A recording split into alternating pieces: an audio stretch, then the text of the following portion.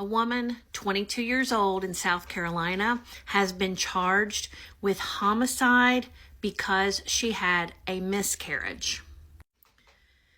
22-year-old college student was charged with homicide by child abuse in South Carolina after suffering a miscarriage.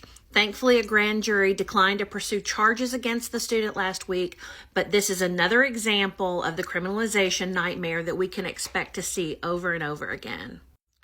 Her story is very similar to the one in Ohio, Brittany Watts, who was charged with abuse of a corpse after flushing her miscarriage.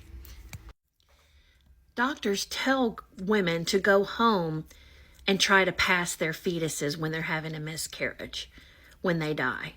And they ask them to do that, and then if things don't progress the way that they're supposed to, they ask them to come back so that they can go do a DNC. This is getting delayed more and more and more. My mother could have died when she had to have a DNC back in the 70s, and they would not do that on her. They kept sending her back home, and she just kept bleeding and bleeding and bleeding. I remember this as a child, watching her.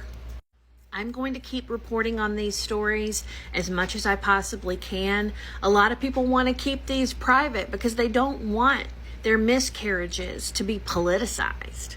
They want the privacy. This has got to stop.